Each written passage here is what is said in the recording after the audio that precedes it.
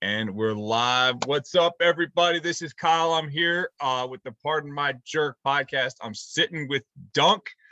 Today, we're going to be talking to you guys about our post-quarterfinal, pre-semifinal power rankings and how absolutely correct I was with my rankings before the Open. Dunc, now is the time where you will say your newly established catchphrase that we came up with. What's going on, guys? No, that's the part you're supposed to say, fuck if I care about nerd shit. To be honest, I was sitting there. I'm like, I knew it had something to do with that, but I couldn't put all the words together. I didn't know if I was supposed to go like the ABCs of salvation or whatever the hell it was called. No, that just would have been, I would have, if you would have had the perfect timing on that, like I just finished talking and you just say, fuck if I care about nerd shit. I would have had to, we would have had to just start the podcast over. That would have to be some content for the Patreon account. Oh man. So, first, we do need to talk about something else that was in the news this week.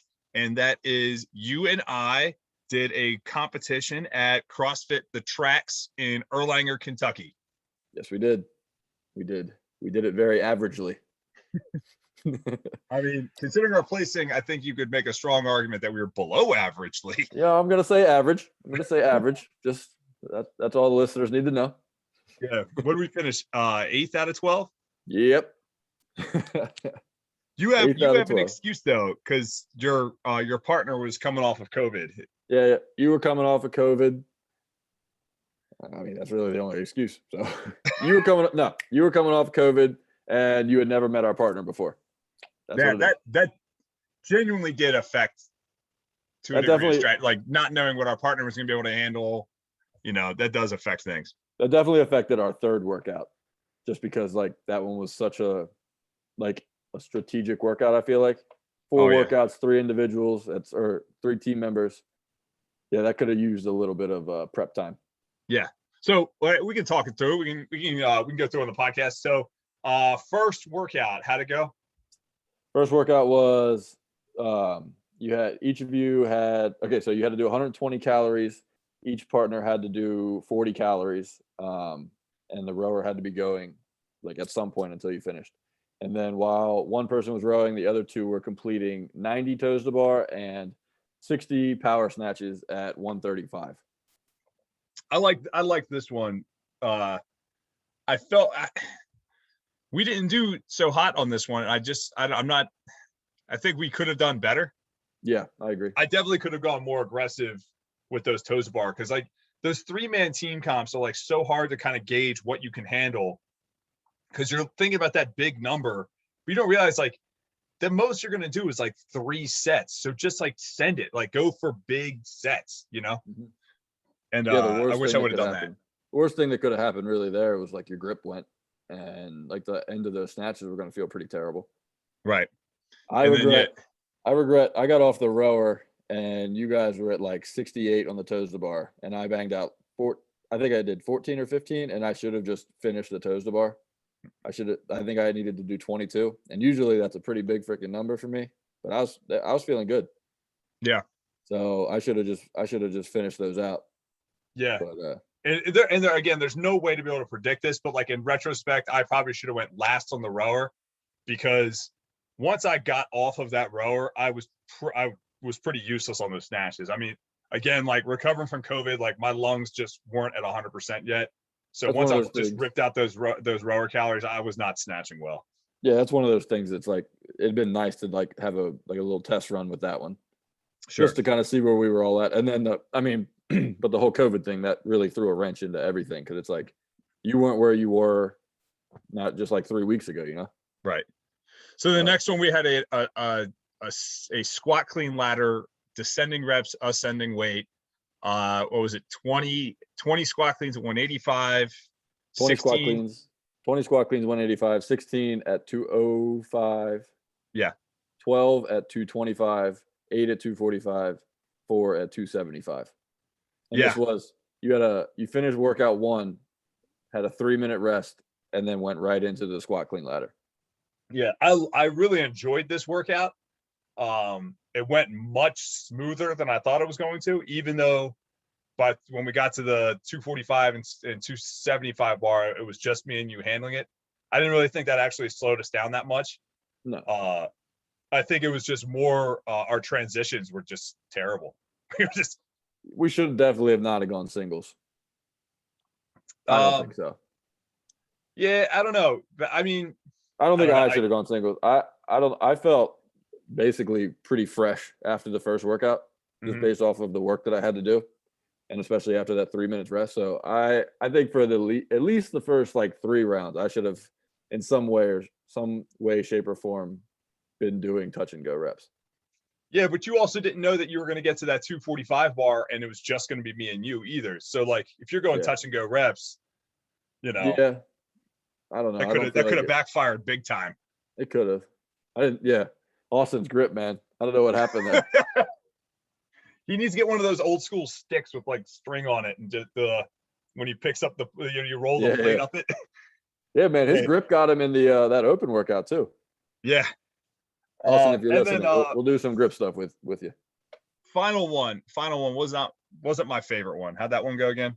It was an AMRAP 12 minutes, I believe, and it was 5 devil presses, 10 dumbbell box step overs, 15 dumbbell thrusters, 60 double unders. Dumbbell weight was 50 pounds. Yeah, that one kind of a clusterfuck for us, for our team. It was just really hard to get a flow. Like even like I feel like if we had to practice, that's just a hard workout to find like a good rhythm to it. And maybe that's the point, but right. And I'm just not a fan of team workouts that are AMRAPs. I'm not a fan of AMRAPs in competition at all, ever. But in particular for team workouts, it's just the pacing is just too fast. They're not entertaining to watch at all. So it wasn't my favorite one, but it is what it is. Everybody had to do it. So yeah, I think you were right when you said it should have just been like 10 rounds for time. Right. Yeah, I think it'd be better if you just make it 10 rounds for time or whatever. That way you're shooting for like an end goal. You like the crowd and everybody sees like who finishes first. Like it's not like it's confusing when you finish an AMRAP because it's like, well, I don't know who won. I kind of think I do, but yeah, right. Yeah, you don't come out of it like you have no idea. You're like, I could have taken last on this or won it. I have no idea. Yeah, I mean, when we finished, I thought we did okay, and we did not. We did not do okay. Yeah, we did terrible. So, but yeah, I realized though, like we don't move fast at all compared to like everybody else. At least that's the thing I tell people is I'm like, I can go all day. If you give me thrusters, I'll go all day unbroken. It's just I don't go fast on those thrusters. Right. You know, and that's some of those guys were going fast like that. Yeah, there were guys just going fast, flying. I always get amazed because like I'll go to workouts and be like, I'm good at doing these certain things. I just don't do them as fast as everybody else does. Mm-hmm. Right. So, with that being said, speaking of workouts, this week's jerk work was a fun one. Partner workout this time. I would suggest giving it a shot. It's a long one. So if you like the long grinder partner workouts, the way this one went was it was 5 rounds, basically 5 chippers, and you added an exercise each round, right? So round 1 was 20 snatches at 135.95. Round 2 was 40 calorie row, 20 snatches at 135.95. Round 3 was 60 GHD sit-ups, 40 calorie row, 20 snatches at 135.95. Round 4 was 80 hang cleans at 135.95, 60 GHD sit-ups, 40 calorie row, 20 snatches. And then round 5 was 100 handstand push-ups, 80 hang cleans, 60 GHD sit-ups, 40 calorie row, 20 snatches. RX weight was 135.95. Me and my partner finished last. It took us about 37 minutes. Oh, wow. Yeah. Went faster than I thought it would, honestly. Yeah, I was thinking like 45 to like 55 minutes there. Yeah, I mean, it's 700 reps. Yeah, it's a lot. And those are not, I mean, they're not super skilled movements, but like there's a little bit of skill involved, like the handstand push-ups, the snatches. Right. Yeah. So, yeah, it was a fun one. It was a cool. We don't do a whole lot of like long partner workouts like that, so it's kind of fun to change that up. I'm not big on writing workouts that are just do a bunch of work, partition as needed. But changing it up a little bit, it was a decent one. So I know I sent that one over to you. You got to tell me how it goes for you. Yeah, I'm going to. Yeah, I like to do longer Saturday workouts and longer Saturday partner workouts. So I'll definitely get on that one. Yeah, man. Yeah, I'd suggest it was a pretty fun one. So if anyone out there wants to take a shot at this week's jerk work, I'll say it one more time. 20 snatches, then 40 row, 20 snatches, 60 GHD sit-ups, 40 row, 20 snatches, 80 hang cleans, 60 GHDs, 40 cal row, 20 snatches, 100 handstand push-ups, 80 hang cleans, 60 GHD sit-ups, 40 cal row, 20 snatches. Hang cleans, I think, were the hardest part. Yeah. Just because it's the second most reps and you got to do it twice.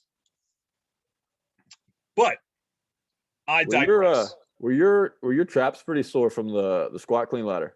No. Mine were. Mine were pretty bad. So let's digress. So we wanted to do this a couple times, right? And we want to go back and sort of revisit our power rankings the same way they do it in the NBA, same way they do it in the NFL. The power rankings it's a fluid concept, right? So I thought now that we have the Open, we have the quarterfinals, let's go through again and let's talk about where we believe athletes stand in terms of their likelihood to win the games or stand on the podium based off the information that we have at hand now. Does that make sense? Yep. Is that sort of the approach that you took to it with the power rankings? A little bit. To a certain degree, yes. I still had my favorites that may not have finished as high as I have them on my power rankings. They might not have finished as high in the actual quarterfinals. Well, so, you know who I'm going to include on the men's side that's going to apply to. And you have the same. You know who I included. That's going to. So it's like here. It's well, it's kind of like when we do the fantasy draft, right? Like a proven history and track record does matter. Yeah. You know, like there are guys that are just and women that they just thrive in that online competition format, right? And it's that same sort of like the parallel that I stole before from James Fitzgerald, like to a degree you are using a street hockey tournament to determine who's going to go to the NHL playoffs or however I said it before, right? Yeah, and these are power rankings for the CrossFit Games. It's not power rankings for the quarterfinals, or it's not power rankings for the Open. Yeah, because if you're just doing power rankings for the Open, be a much harder list to make just because anybody can win the Open. Right. Yeah, we have to do this one more time though. Post semifinals, pre-games, once everyone's punched their ticket, a 40 down to 1.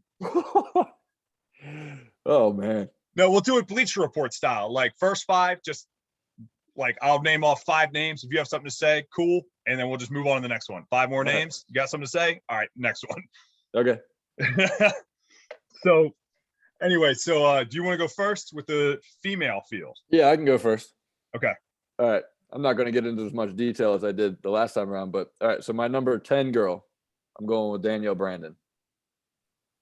So makes her way out of the honorable mentions. Yep. And into the top 10. Looking back, she really probably shouldn't have been in the honorable mentions. She should have been in the top 10 just based off of how she did last year and how last year was just such a weird year. Yeah. And then she did well this year. So, or in the quarterfinals. So she did well in the Open and the quarterfinals.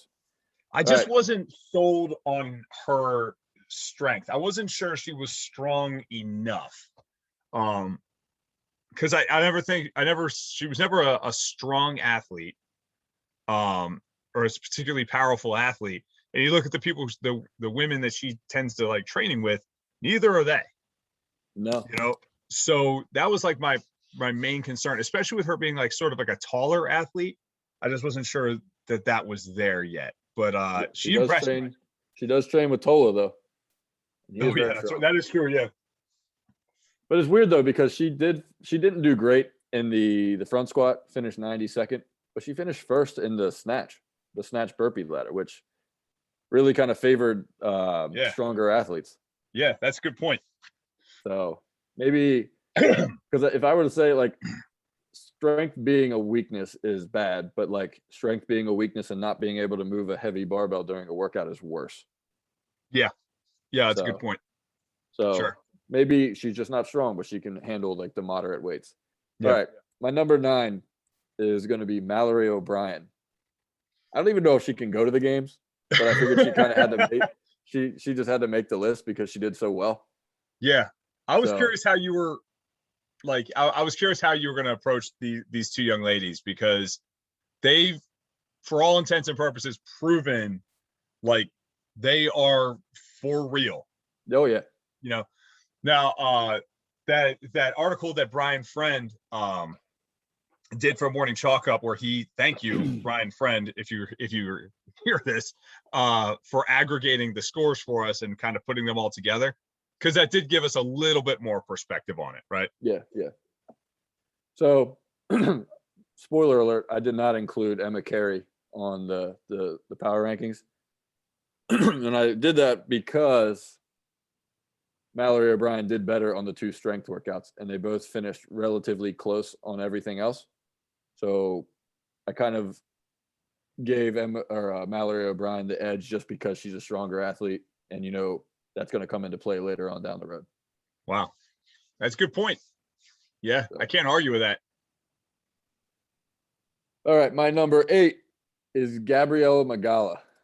I don't know much about Gabriella Magala, but she crushed everything over in Europe. She crushed all the workouts. I don't know much about her. I know her name, but she beat some pretty heavy hitters over there in Europe. Where's she from? Do you know? She is from. Whoops. Give me one sec. Poland. I was about to say Europe. She's from Poland. Oh, she's Polish. Bro, guess how old she is? How old? 22. She's pretty young. And she's been doing it for a while. Yeah, I know. She's been around for quite some time. Yeah, for real. Yeah, she was. I think, did I mention her during like the Open extravaganza as like a potential sort of? Yeah, I think you had her in there as like a sleeper. Right. Yeah, as like a kind of came out of nowhere type of athlete. Yeah. I'm trying to find her on the leaderboard because I want to see have we seen her in anything before besides a sanctional. I don't know. I thought she made the games. Right. Yeah, but the 2019 games were so touch and go. All right, sure. So I have it up right here. So she was in the Open. She finished in 2020 17th. Then it was 30th, 485th, and 3rd in the teenage girls division. So she's been to regionals once and finished 6th place. And in 2019, she made the games and finished 75th place. So and you got to lost her after first cut. She finished in Europe in 6th place. The Europe is a pretty stacked. That's a tough region, yeah. It's a pretty stacked region. I think they take 4 or 5 there. So she just missed the cut. So yeah. She's my number 8, and right in front of her at number 7, I've got Laura Horvath. You could have put Horvath higher. There's a strong argument that she deserves to be higher. There is. There's definitely an argument, but I can't forget the last 2 years. That's true. Like, she kind of shit the bed. She kind of took it easy after that kind of outstanding performance she had in, what was that, 2018? 2018. She finished 2nd at the games. Yeah, and like an impressive 2nd. Like she murdered some of those workouts. So, and and I didn't realize this, but in 2019 she did finish 14th. Like she didn't totally bomb out in those weird CrossFit games. She did better than a lot of well-known athletes that year. Yeah, but so let's take into consideration like the first half of those games was basically a running games. Like, and she's a pretty good runner, right? From what I remember, she's a good endurance athlete. So Like I still take that with a grain of salt. Fair enough. And then like if you're looking at the European leaderboard, you really could have even switched her and Magala because they were like seconds away on every single one of their workouts. I would still take Horvath over Magala. The thing that messed up Horvath is she has that one glaring weakness that it looks like she addressed, and that she couldn't do handstand push-ups, and it looks like she's fixed it. So Yeah. I'll take the person that's proven to me that she can go to the games and finish in second place. Yeah. Yeah. All right. Number 6, Carrie Pierce. That's fair. I had her there because she's earned it through other things, but she really didn't do great in the quarterfinals. She was fine. Well, she got destroyed by that front squat workout. That's what. But she didn't do well in the row wall ball workout either, right? Yeah. She had a 308th place finish, and then in the front squat, and then 132nd in the row wall ball, which makes sense though. Like she's a short athlete. Row wall ball is going to be a little bit rough for her. But her other 3 finishes were 1st, 5th, and 8th. Right. So. Right. But that's like it's like same thing as Horvath. It's like, dude, you have one glaring weakness that makes it hard to sort of buy stock in you. Her glaring weakness, though, is more related to stature, I feel like, than Horvath being just bad at handstand push-ups. Like Carrie Pierce is just small, and then she's just not going to do. She's not going to do well in a rowing workout. It's just not going to happen. Yeah, but I think just like raw leg strength is just not good for her. Yeah, and that's going to be bad for her, kind of regardless of the situation. Yeah. All right, number 5, I got Brooke Wells. I don't have much to say. She's always right there, kind of like creeping in the top 5 anyway. She's strong. She's got good endurance. She kind of doesn't have any like crazy glaring weaknesses besides maybe like muscle ups and like gymnastics stuff on the rig. Yeah, we haven't seen her do muscle ups really recently. Her biggest roadblock is she just doesn't move exceptionally well. She's just always been kind of messy. Like if she can just clean up the sloppiness, and I think that's a big contributor on her muscle ups. Like she doesn't have those like beautiful muscle ups that you see a lot of athletes have. Right. So yeah. Number 4, Kristen Holta. I love Kristen Holta, man. I do too. I love Kristen Holta. She seems like she's just always around. She's one of those endurance athletes that's not strong, but not strong. It's not something that's gonna like bottom her out like in some of these workouts. Yeah, and she's like really, really, really good on the endurance workouts. She's like Sam Briggs Jr. Plus, she is a badass. Yes. She is so just mentally fortified as an athlete. I mean, obviously with Kristen Holta, the strength stuff is going to come into play for her to a certain degree. She's also an older athlete. That's that's probably the biggest roadblock in terms of me sort of kind of getting behind her and really thinking she's going to compete at that like she's 35 top stratification. You know what I mean? But when is she's 35. 35. Yeah, I mean when that's gonna not competed at that top level though. She's always in the mix. Yeah, but I'm a huge fan of hers. I would love to see her get on the podium again. Yeah. My number 3, Cara Saunders. Ooh, who did you have in front of Cara Saunders? Now you've piqued my interest. You should know. There's one name that you haven't heard yet. Oh yeah, that's right. Your girlfriend. No, Cara Saunders. She went neck to neck with Tia Toomey. Not really. Tia Toomey kind of got her pretty good in the quarterfinals, but yeah, I mean, she's one more year back from pregnancy. I think she was pretty. She almost made the games last year, so I like her at number 3. Yeah, how do you not? Cara Saunders is one of the very few people on this list that actually has a swinging chance against Toomey.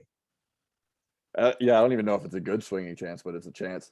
Yeah, I mean, most of the people that on this list, they're exceptionally talented, but they're not going to beat Toomey unless Toomey something's wrong. Yeah. Mm-hmm. All right, number 2, Haley Adams. She's not ready yet.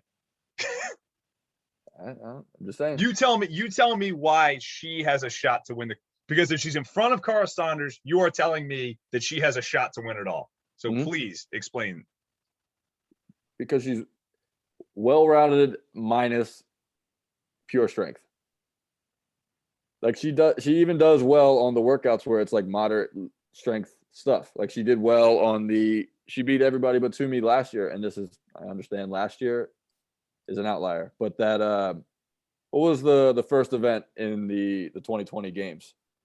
It was the row into the muscle ups with the heavy clean and jerk, or the heavy jerk. You're talking about 2007 Reloaded? Yes. Yes. Heavy jerks, bar muscle ups, and a row. She finished second in that workout. Now, I understand that the field wasn't exactly loaded with strong athletes, but I mean, she beat Brooke Wells, beat Carrie Pierce on a muscle up, and like Carrie Pierce got strong shoulders. So, like I said, she moves moderately heavyweight well during workouts. She's got that one really terrible strength weakness.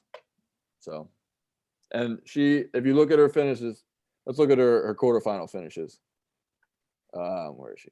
She finished 5th in the first one, 3rd in the second workout, 1st in the third workout, 27th in the final workout.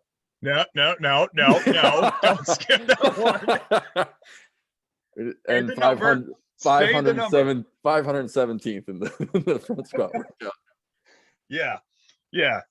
So, but there's not going to be 800 people. There's not going to be 800 people at the games. She can only finish so low on the 1 or 2 strength workouts.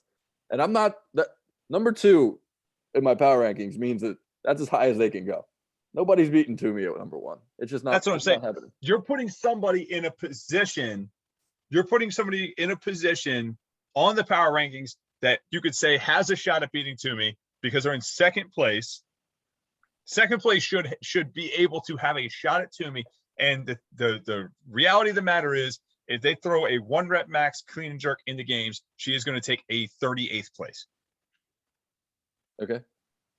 So everything you said is true. She is tremendously well-rounded in terms of like movements. Like if you throw GHD sit-ups at her, you throw running at her, you throw double unders at her, rope climbs, handstand push-ups, she's going to do exceptional.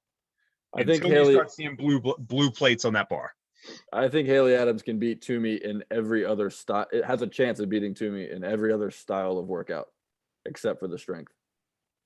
That's fair. I don't know if I can say that about Cara Saunders. I don't know if Cara Saunders can beat Toomey in a running workout or I don't know. I don't think Saunders can beat Toomey in as many workouts as Haley Adams can beat Toomey in. That is fair. So for Haley Adams to do well in the CrossFit Games, it is in Haley's best interest that the rest of the field is better. Because you're right, there are events that she would have a shot at beating her. It's just a matter of like, can we put bodies between the two of them? Yeah. You know what I'm saying? So I really want to bring it up now. Do you have Haley Adams up on your computer right now for quarterfinals? Yep. Okay. What was her time for test number 1? 6:39. All right. Toomey was 6:27. I'm not trying to make a point or anything. I'm just curious how they actually stack up head to head. Okay. Test number 2, what was her time? 14:58. Toomey was 14:37. Okay. Test number 3, what was her time? 9:26. Toomey was 10:19. So she got her on the row wall ball workout. Mm-hmm. Test number 4, we don't even need to go over that. She got it and then I'm sure she got it in the last one. 3:07 for test 5. Test 5, Haley Adams was 3:07. Mm-hmm. Toomey was 2:27. Yeah. So, but that's also, again, in that sort of online format, who knows? Right. It's an interesting conversation. Yeah. Now, okay, let's do the same thing with Cara Saunders since we're already on that page. Cara Saunders and Haley Adams. Haley Adams. So first workout, 6:39. Hold on, let me get it real quick. So, 6:39. Yeah. Saunders got her by 2 seconds. Okay. Test 2. 14:58. She obliterated Cara Saunders. All right. Test 3, 9:26. She beat Saunders by like 20 seconds.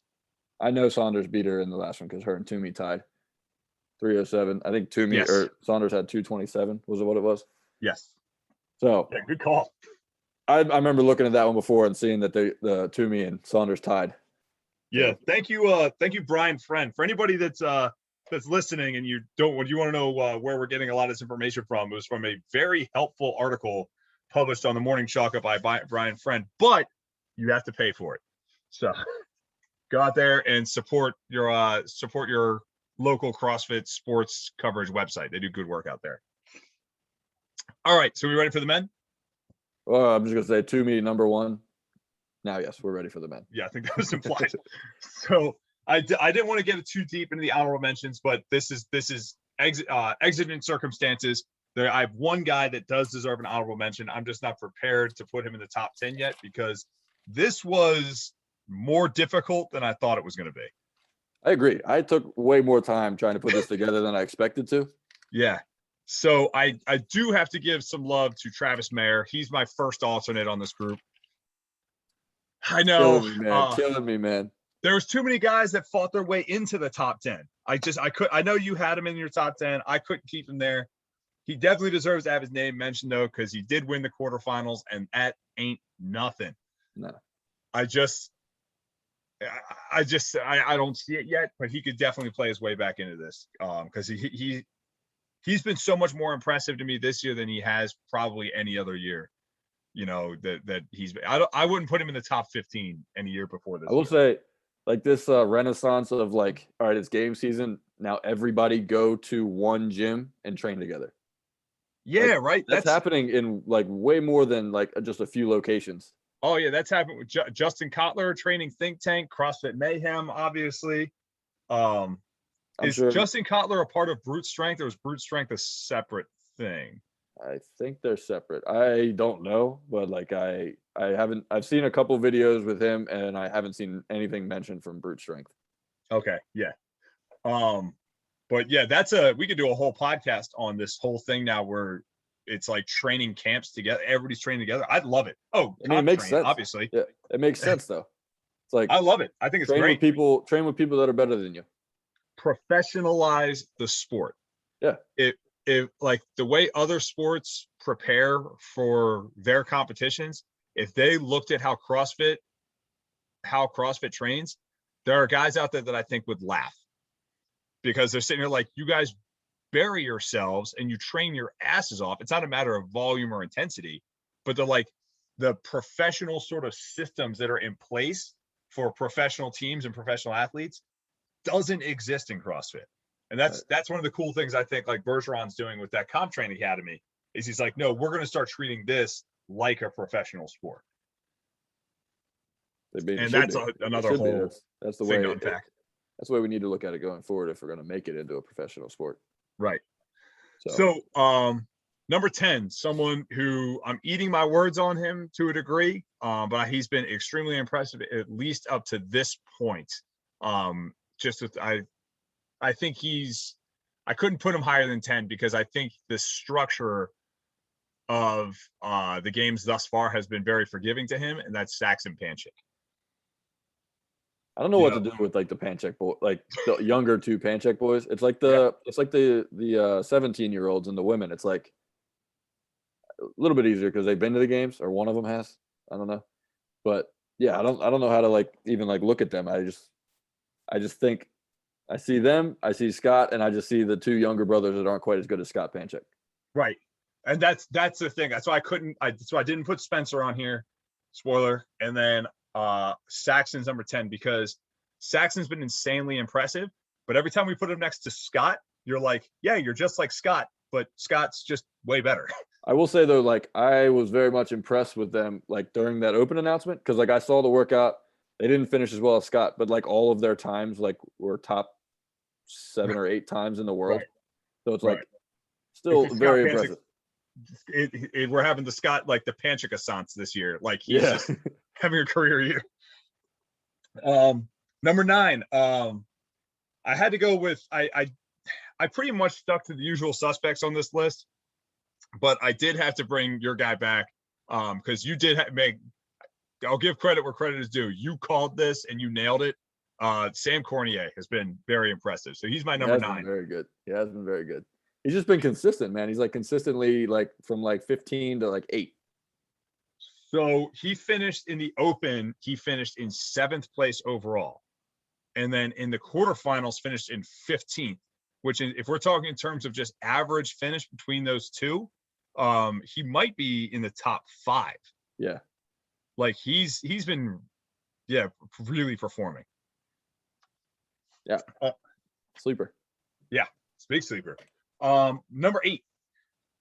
This was my guy. I'm like, you can't not be in the top 10. You finished 2nd at the games, and it's Brent Fikowski. Like, I don't give a shit where he finished in the quarterfinals. He still took 2nd at the games. He deserves to be up there. Yeah, where did he finish? 37. He finished, right there with same place as my girl Haley Adams. Are you serious? Did they finish in the same spot? Yep, I think so. Perfect. I mean, you didn't put him at number 2 on your list, but it's fine. I mean, he's got the same kind of weaknesses as Haley Adams does. He's not strong, but we know that. Actually, that's not even true. Snatch guy. I was gonna say he is strong. It's just like he's not strong in certain things. Like he finished in 578th in the front squat. Really? Like he's not a good squatter. Let's just put it that way. Yeah, he's big. He's a tall, skinny guy. I ate my words as soon as I said not strong because I remember him finishing like 2nd place in the snatch. Yeah. I just I actually wanted to put him higher, but I was like, I'll stay here and not get too much kickback on it, just because the online competition format has always been bad for him. Yeah. And this year he finished 22nd in the Open.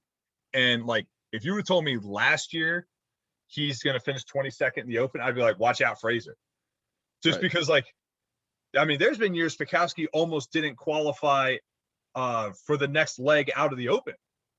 What was it, 2019? He was like borderline wasn't going to qualify for a semifinal. I was going to say, I thought the year that he finished 2nd, like he almost didn't make the games. Right. So if you're seeing him finish front page on the Open, like he could be really scary, man. My thing is, though, I feel like a lot of these guys, like they're coming, like, whereas he was a great endurance guy, great swimmer. Like, I think the floor for those events now is much higher. As far as like a lot of these athletes are like getting a lot better at their endurance, their swimming, their like the stupid events, like the bike, like the ones that he usually thrives in. Yeah. So, number 7. I didn't like this, but I went with him anyway. Chandler Smith at 7. Your guy. Yeah, I had him at number 1. Damn well that was insane. Oh, I did put him back on the list. I mean, he finished 12th in the quarterfinals, so you got to give him credit there. I'm sticking with it because he finished that high in the quarterfinals, and there was no running workouts or deadlifting, right? Yeah, there's nothing. Deadlifting is like the wheelhouse for him, right? Right. Yeah, running and deadlifts, like. So yeah, I mean, like his wheelhouse workouts weren't there, and he still finished 11th place. I think one might be a bit of a stretch for him, but not counting it out. When semifinals do roll around and we have like Kyle's top 5 athletes to watch in the semis, he's number 1 for me. I just want more information on him. I will say this. The camera needs to be in his face as much as possible because he's certainly entertaining. Yeah, right. It's also right? Like he has a good personality to have on your brand. Yeah. Number 6. I dropped him down, Noah Olson. And it's not that he did anything to really deserve to be dropped down. It's just the competition I put ahead of him is just so dense, man. Like he's got that. The guys in front of him, like they've done some really impressive stuff to me. So I put him at 6. You could easily argue with me that he deserves to be much higher, but I want to see a little more out of him. It's funny how like stacked the men's field looks right now. Whereas you could put this men's field, this exact same field, a year prior, and nobody would care because everybody knows who would win in a landslide. Right. Yeah. But like especially when you see at my it, top 5. Yeah, when you look at it, it's like I could put 30 guys in the top 10. It seems like. Yeah, absolutely. So number 5, Justin Medeiros.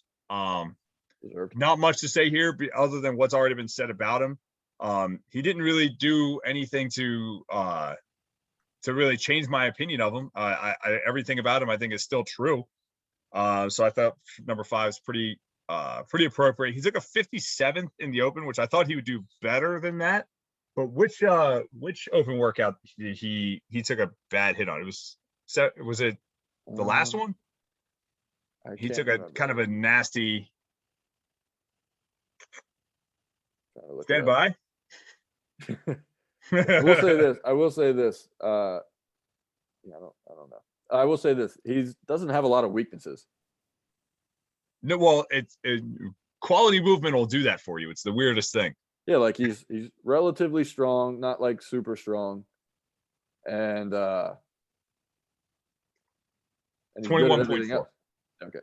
21.4. He went ahead and ate a 1,068th place. Wow. Yeah, that's not going to help you too well, but that's weird to me because he's not a weak clean and jerk guy, from what I can tell. So was it the first 21.4A or 21.4B? No, 21.4. It's 21.3 and 21.4. Oh, I got you. So he did not do well in 21.4. Dude, that workout was so bad for everybody though, because it's right. like you flew through that first part and you got no grip. You got nothing for that heavy clean. No lats, no grip. Yeah, your hands are trashed. Yeah, I finished 800 places higher than Justin Medeiros, and I'm not on that level. Yeah. 4th. All right, it's about time I get him in here. Patty Vellner, number 4. He took 20th place in the Open, which is a little bit lower than I would have anticipated. But then he went ahead and messed around and took 3rd place in the quarterfinals. So you got to give love where it's due. 4th place. 4th? Yeah. Oh, I had him at 3rd. Oh, well.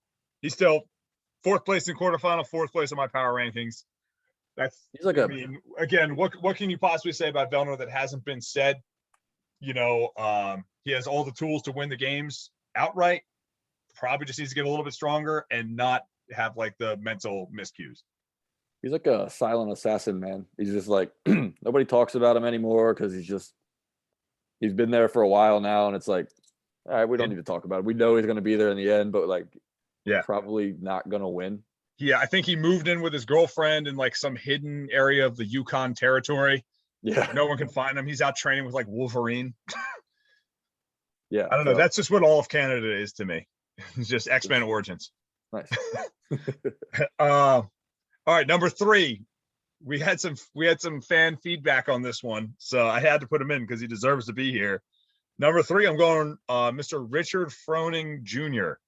I know he's not competing as an individual. The whole point that I'm making, and there will be a podcast coming out about this soon, is that Richard Froning, if he was going individual, is definitely, I would put him, lock it in.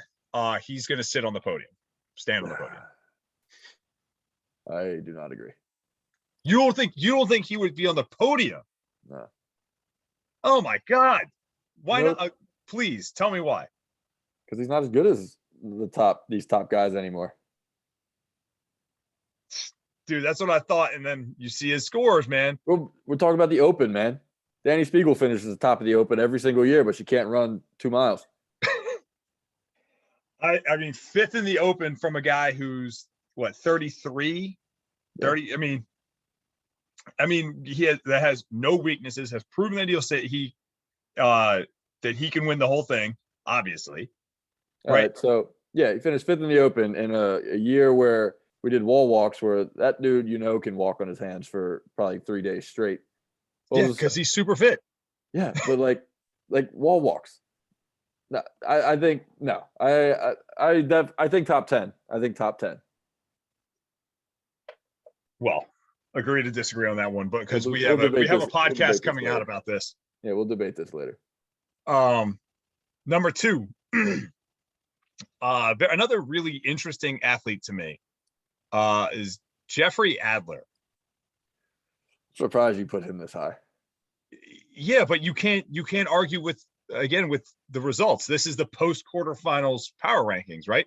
He finished first in the Open and fourth in the quarterfinals, and he's one of 5 people that made the finals of the games last year. So it's like, at what point do we put some respect on his name? Yeah. I mean, he also won an Open event last year.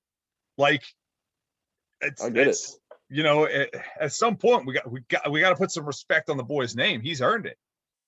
I agree. I wouldn't have put second level of respect on his name, but you're right. He's earned the second spot. I mean, like I said, tops in the Open, fourth in the quarterfinals, finished what? Third? Did he finish third last year at the games? Third or fourth? Fifth. I think he finished fifth. But Olsen finished fifth.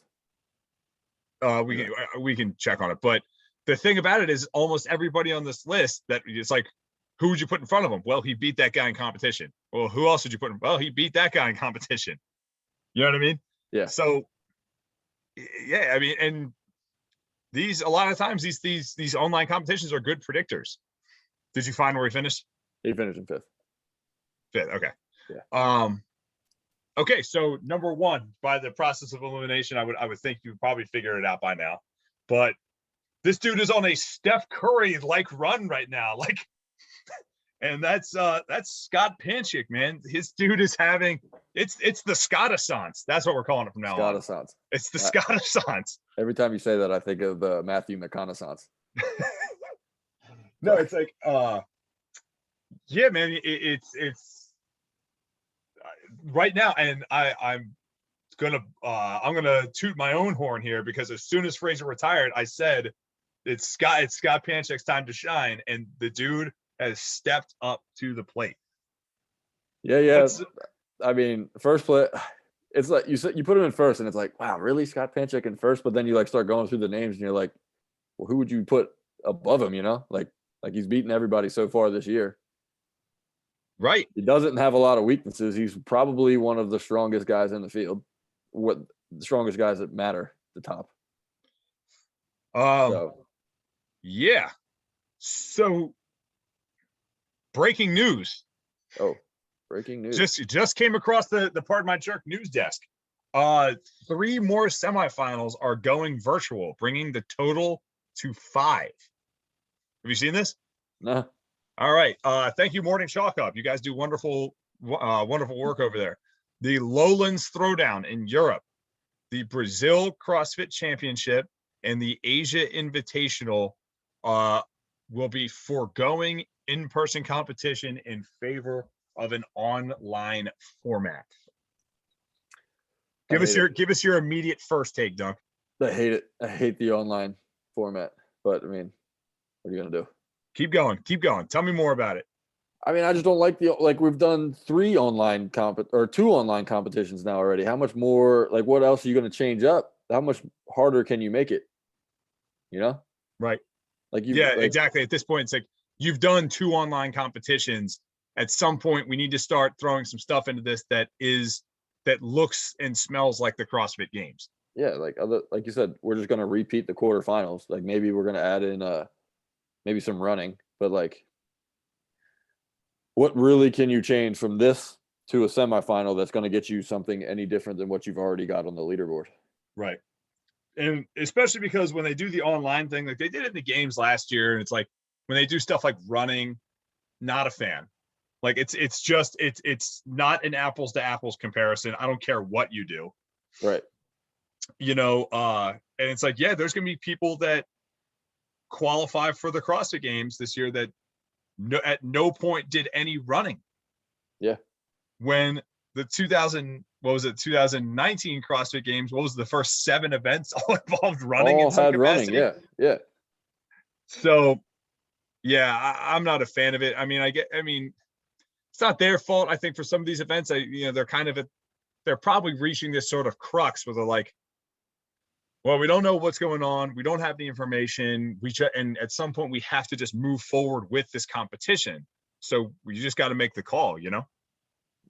I wonder, because like you see all these like sporting events around the world that are finding ways to have in-person like events. Like, why is it so hard for a cross? I wonder how much money it costs, or like what you'd have, like the hoops you'd have to go through in order to get this to be an in-person event. And yeah, that's totally fair. But we saw this with the South African. I don't remember the exact name of the competition off the top of my head, but it was the South African sanctional they did that they ended up just totally getting rid of because there was going to be a tennis exhibition. Yeah, I wonder if it sounds about right. Yeah, if it was like Federer and Nadal were going to like do an exhibition or something like that. And I wonder if there's any of that too, where it's like, yeah, we're coming back, but we've been shut down for a year and a half at this point, and we're going to prioritize having a U2 concert here first over a CrossFit competition, because the games ran into that. Right. In Madison, Wisconsin. You know, what was it for that? Was it football? Yeah, there's like football games. There's like event, like, you know, that you got to squeeze in because it's a university town, you know. And also they do the games in a pretty, like, it's end of July, beginning of August. That's a pretty tight. You're still kind of in the dead period, but that's like when football is getting ready to ramp back up. Well, that's the thing, is like if they ran into this where they're like, we can't really push it back, or pushing it back, it's difficult because that's now college is starting up, and they're doing college stuff, you know. But yeah, I just wanted to make sure we got that one out there. That was just that came across the old update desk. But I do want to give a little bit more love to Scott Panchik,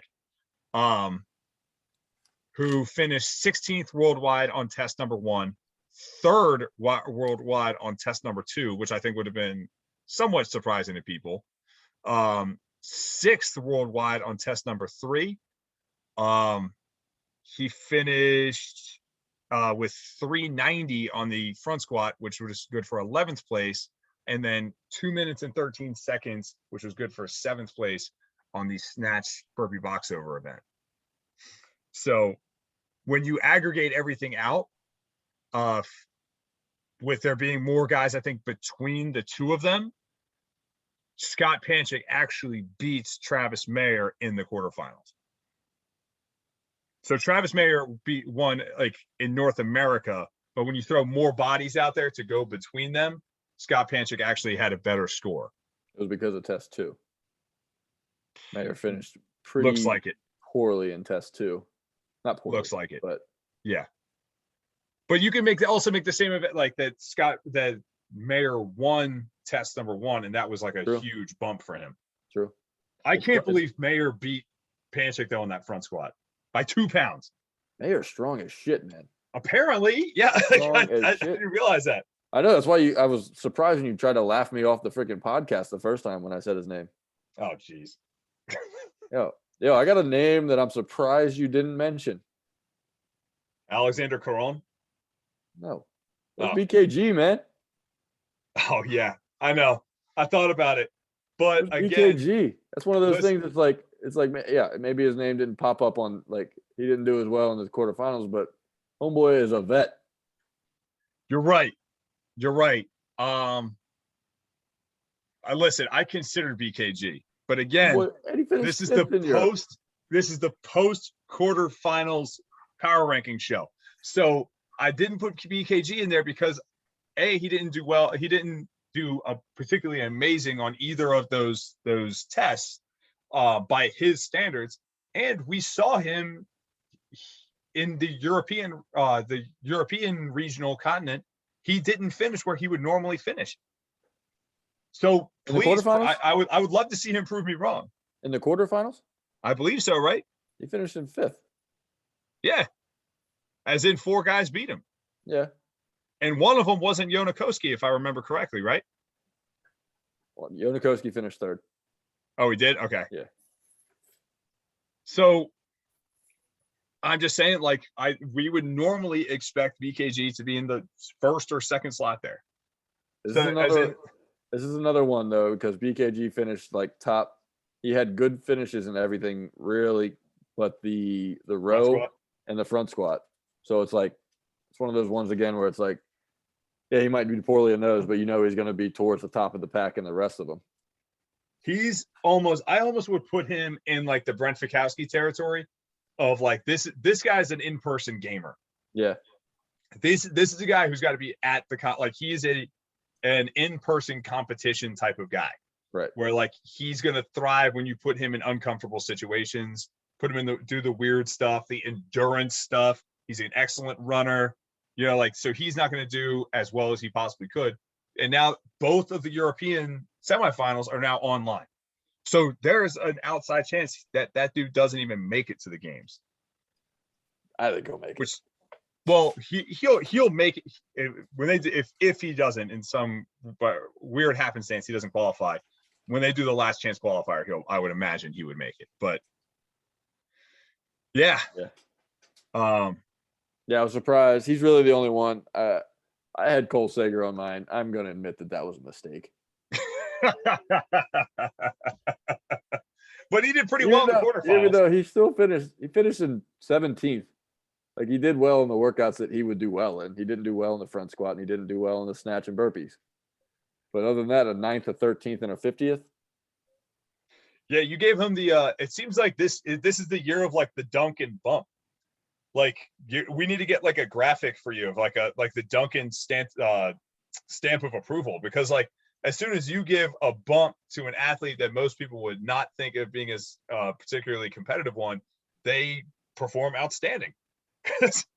Cole Sager performed better than I expected him to, and that was the one that we almost laughed you off the podcast.